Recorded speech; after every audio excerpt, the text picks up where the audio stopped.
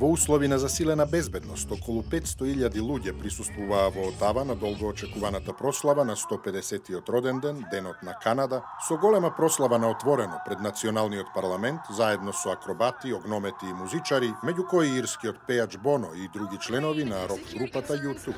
Премиерот Трудо во придружба на британскиот принц Чарлс се ракуваше со некои од илјадниците посетители што се собраа во главниот град на Канада, Отава.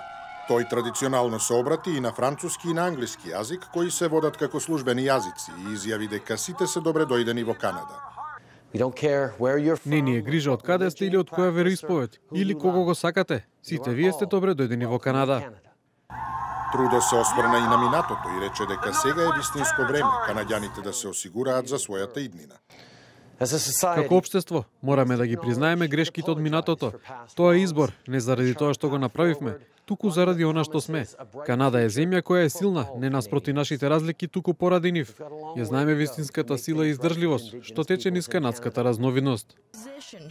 Сепак, во пресрет на прославите излегоа некои контроверзии, особено меѓу првите нации кои ја истакнаа историјата на Канада за репресија на домородните луѓе. Активистите во знак на протест во четвртокот подигнаа шатори на Парламент Хил.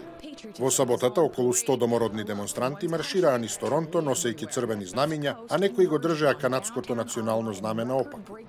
Во некои градови се славеше на поневообичаен начин. Најголемиот град во Канада, Торонто, имаше огромна гумена патка што лебдеше во пристаништето, додека Калгари планираше живо знаме составено од луѓе кои носат црвена и бела боја. Жолтата патка, што чинеше преку $150.000, вклучувајќи ја и киријата, привлече критики така што некои го опишаа тоа како трошење на парите на даночните обврзници. Безбедноста беше засилена во деновите пред прославата, а учесниците се спротивставија на затворањето на патиштата и на бетонските блокади низ влезовите на Парламент Хил, лоциран во центарот на Отава.